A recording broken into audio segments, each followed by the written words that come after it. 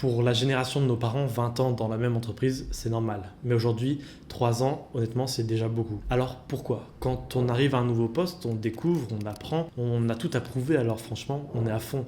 Mais petit à petit, voilà, une forme de routine se met en place et on perd la stimulation des débuts et on se rend compte que c'est pas exactement comme on aimerait. Alors revient cette idée de changer. Mais et s'il y avait un moyen de ne pas dépendre de cette sensation de nouveauté pour être épanoui au travail? Je réfléchissais au parallèle avec les relations amoureuses, où là, on rêve tous de trouver la bonne personne sans constamment changer. Alors à quoi ça ressemblerait dans le travail?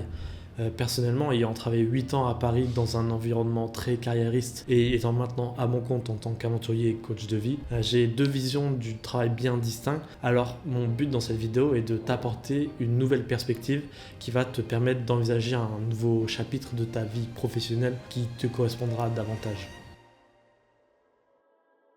Quand les envies d'ailleurs arrivent, mécaniquement, on va commencer à regarder les offres d'emploi, à être à l'écoute autour de nous, à se laisser tenter. Au fond, on ne sait pas vraiment ce qu'on cherche, on sait juste qu'on n'est plus vraiment heureux là où on est. Et le problème que j'identifie est déjà là en fait. On regarde ce qui est disponible pour voir ce qui nous attire, plutôt que de se créer une vision claire de ce qu'on veut. Autrement dit, on regarde ce qui est disponible plutôt que de chercher vraiment ce qu'on a envie de faire. Mais une carrière épanouissante, c'est pas seulement aller au plus offrant ou là où ça nous donnera le meilleur statut, parce que ça, ce ne sont que des motivations extrinsèques. L'objectif d'une carrière est d'avoir une direction personnelle qui nous donne vraiment envie en fait. Parce que sans ça, on ne sait pas vraiment où on va, ce qu'on veut faire, on est juste là à errer d'une entreprise à une autre et de cette façon on ne construit rien de concret. Ça rejoint le concept que j'ai découvert dans le best-seller Père riche, Père pauvre, où l'auteur décrit qu'il savait qu'il voulait créer son entreprise et devenir investisseur. Mais il était conscient de ne pas avoir les compétences nécessaires. Alors en amont, il a cherché à se former dans différents corps de métier pour acquérir les compétences. Alors il commence par découvrir la vente en vendant des photocopieurs, puis à travailler en tant que comptable pour comprendre les finances et il va jusqu'à travailler dans l'armée pour apprendre le management. Donc oui, ce sont des exemples un peu extrêmes. Et clairement, quand j'ai lu le livre, j'avais pas intégré le concept tout de suite. Mais clairement, aujourd'hui, ça a beaucoup de sens. Par exemple, je me dis souvent que ça aurait été tellement plus facile de travailler pour un YouTuber pendant quelques années avant de me lancer et que j'aurais appris tellement plus vite et surtout en étant payé. Peut-être pas beaucoup, mais au moins ça n'aurait pas été à mes frais. Mais forcément, après coup, on est toujours plus intelligent. Parce que clairement, ce n'est pas facile d'avoir cette vision à long terme. Moi, je me souviens quand je bossais à Paris, si on m'avait dit où tu te vois dans 10 ans, j'aurais dit directeur marketing d'une boîte qui travaille dans le sport. C'est marrant parce que quand je dis ça, ça me ressemble pas du tout et ça me paraît même presque ridicule en fait. Je réalise maintenant que c'était pas du tout un objectif personnel. C'est juste que j'avais fait une école de commerce où je me suis spécialisé en marketing et comme naturellement le seul objectif qui semble exister c'est de grimper les échelons, voilà, je t'aurais dit directeur marketing et j'y serais sûrement arrivé avec le temps, mais je ne pense pas que c'est là où j'aurais vraiment réussi à exploiter mon potentiel. Parce que j'étais là plus ou moins par défaut en attendant la retraite. Alors que la carrière dans laquelle je suis maintenant, j'ai la conviction que je ferai ça jusqu'au restant de ma vie et que je n'ai pas du tout peur de travailler jusqu'à 70 ans, voire plus. J'ai trouvé là où je voulais vraiment travailler et développer des compétences et être reconnu. Ce qui induit ma première révélation, c'était quand j'ai fait mon école de coaching. J'ai réalisé que pour la première fois, j'allais étudier pour développer des compétences qui m'intéressaient et pas seulement pour un débouché en fait. C'est là que j'ai réalisé qu'on ne va pas du tout à l'école pour apprendre des choses, mais pour avoir de meilleurs choix, ce qui finalement est totalement absurde. Surtout que le problème de ces débouchés que nous offrent les écoles, c'est qu'après on a tendance à se restreindre à ce domaine dans lequel on a commencé, convaincu que changer de carrière serait trop compliqué. Alors on ne s'interroge pas sur ce qui nous anime en dehors de notre domaine dans lequel on s'est mis. Et c'est ce qui fait qu'on rentre dans une espèce de boucle où en fait pour se donner l'illusion qu'on aime ce qu'on fait, on change de job régulièrement. Un choix qu'on a fait à 18 ans va finalement décider de notre vie entière alors qu'en réalité on connaît rien de la vie à cet âge-là et surtout rien de nous-mêmes. Alors qu'on sera tous d'accord qu'il faut clairement mieux embaucher quelqu'un qui est vraiment motivé mais qui n'a pas forcément toutes les compétences qu'un expert qui n'a pas envie d'être là. Mais alors comment se crée cette vision qui nous correspond et nous motive vraiment ? Pour ça, ma question préférée, c'est si tu étais riche et que tu avais toutes les compétences imaginables, mais que tu devais continuer de travailler, qu'est-ce que tu ferais ? Alors tu vas sûrement me dire, je ne sais pas, et c'est normal. Mais si tu médites sérieusement cette question, ça va t'apporter des réponses essentielles. Parce que oui, l'argent est important et essentiel, mais moins on y accorde d'importance dans nos choix de carrière, plus on laisse de place à la passion. La passion, c'est cet endroit où on travaille sans effort et où mécaniquement, c'est là où on peut être meilleur que les autres et découvrir son vrai talent. Alors oui, au début, tu vas peut-être gagner moins qu'avant, mais paradoxalement, c'est en persistant dans ce domaine qui te passionne vraiment qu'à terme, tu vas gagner le plus d'argent. Tout simplement parce que tu seras le meilleur dans ton domaine et que les meilleurs sont récompensés. Et on a tous le moyen d'être le meilleur dans son domaine parce qu'on n'est pas une seule chose. Si je prends mon exemple, il y a des aventuriers plus expérimentés que moi, il y a des coachs de vie plus expérimentés que moi, il y a des youtubeurs beaucoup plus expérimentés que moi, mais pas sûr qu'il y ait un aventurier aussi passionné par la psychologie humaine et la réalisation de films. Mais peut-être qu'en réponse à ma question, ce travail que tu imagines serait trop compliqué à en faire une réalité, mais il y a forcément des moyens de faire évoluer ta vie actuelle vers cette vision. Et c'est là où tu prendras conscience d'une évolution de carrière qui a du sens pour toi. Tu auras plus de clarté sur ton objectif à long terme et tu sauras ce que tu veux vraiment. Plutôt que d'être comme un bateau perdu sur l'océan, tu avanceras désormais avec ta grand voile vers ton cap. Et ça change tout.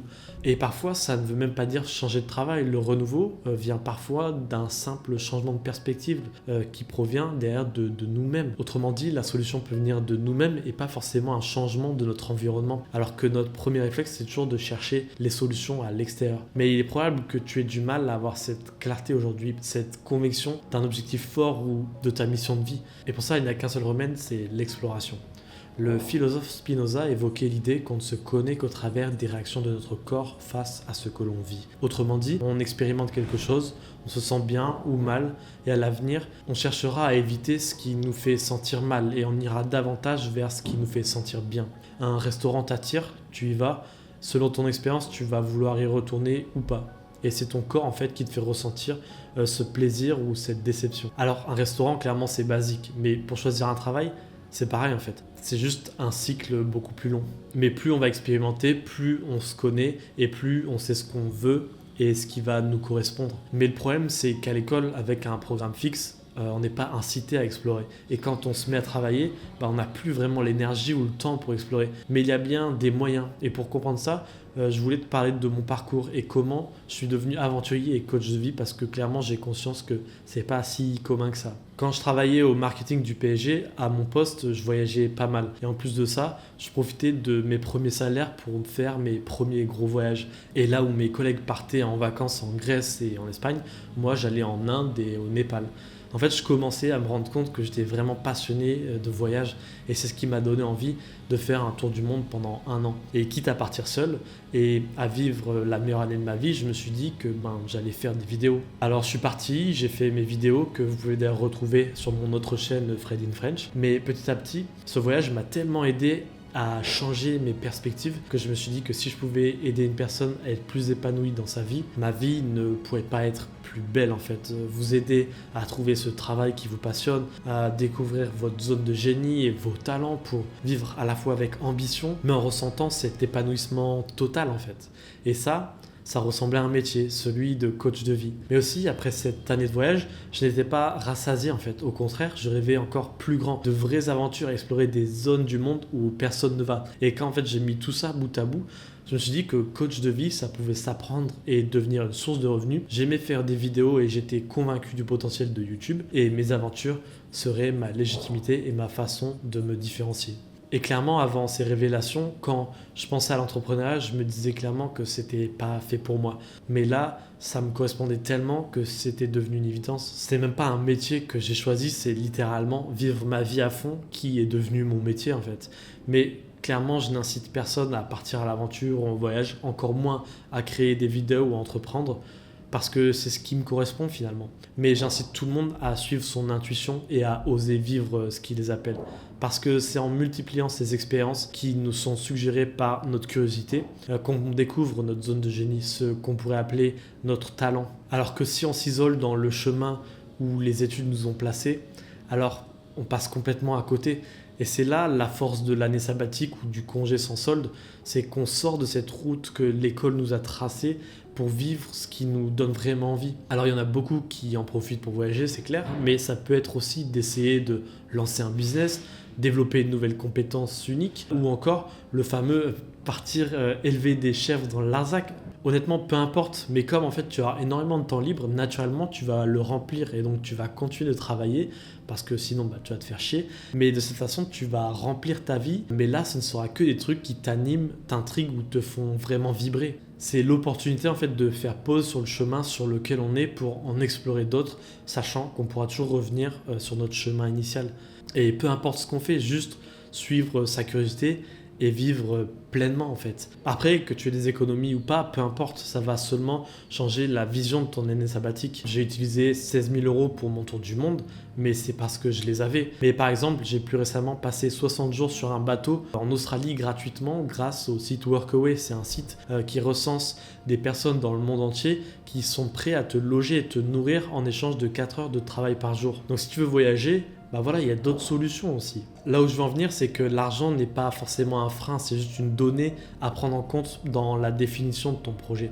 Et surtout, l'argent, c'est pas ce qui peut t'empêcher de vraiment vibrer. Le tout, c'est d'oser et de te rendre compte que tu vas arrêter d'être là à avoir la même vie que ton voisin de bureau, mais vivre vraiment ta vie, une vie pour laquelle les gens autour de toi ont de l'admiration et où toi, tu seras vraiment fier de toi. Et à force d'exploration, petit à petit, tu vas pouvoir connecter tout ça avec ton ancienne vie pour trouver ce travail passion ultime en fait. Mais tu n'es pas obligé de prendre une année sabbatique parce que moi, en rentrant, j'ai repris mon job et ce n'est que 6 mois plus tard que je me suis lancé dans cette vie que j'ai là.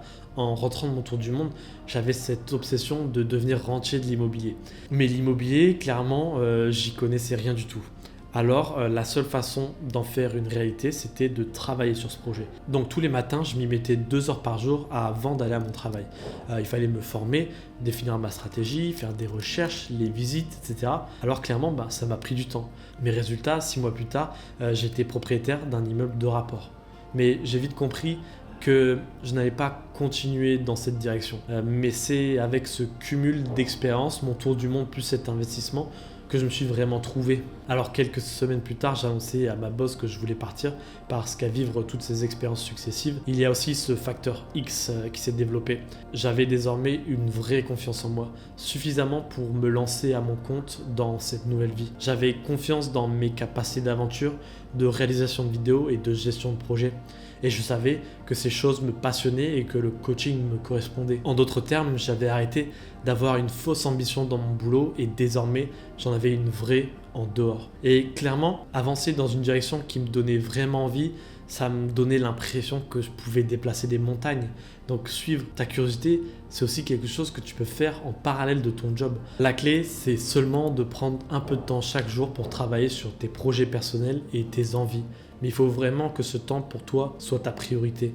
Prends conscience que l'école et les diplômes nous aident à trouver un travail, mais découvrir notre talent, c'est de notre responsabilité. Quand l'école se termine, on pense que ça y est, on va enfin vivre, gagner notre argent et être libre. Mais en réalité, c'est là que l'aventure de notre vie commence. Einstein disait « On ne peut espérer un résultat différent avec une même manière de penser ». Alors, tu peux continuer d'aller de job en job comme ça, mais ça ne va pas t'aider si tu ne réfléchis pas sérieusement à ta direction et que tu n'acceptes pas de suivre ce qui te donne vraiment envie. Alors tu as le choix, soit tu peux continuer de vivre comme ça jusqu'à la retraite, ou alors commencer à vivre dès maintenant ce qui te donne vraiment envie. Mais crois-moi, ce n'est pas à 60 ans que tu vas apprendre à dépasser tes peurs pour enfin vivre. Je pense surtout que l'ancienne génération nous a passé la pire croyance sur le travail, comme s'il était synonyme de difficulté, d'ennui, et finalement à l'opposé du plaisir, alors qu'en réalité, c'est simplement du temps passé à apporter de la valeur à une autre personne ou de l'aider à résoudre un problème. Le travail n'est pas forcément ennuyant, au contraire, on aime tous résoudre des problèmes qui paraissent chiants pour les autres, mais le seul moyen de trouver ce qu'on peut apporter au monde, c'est de prendre le temps de chercher son talent. Mais peut-être que tu bloques vraiment sur une prise de décision, alors regarde la vidéo suivante qui t'explique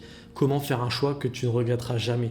Ça va t'apprendre à comprendre de façon plus consciente comment on fait nos choix et à raisonner au-delà de la peur. Et si tu souhaites que je fasse ressortir en toi ce qui pourrait être ton job passion et qu'on définisse un plan ensemble, réserve ton appel découverte avec moi via le lien dans la description.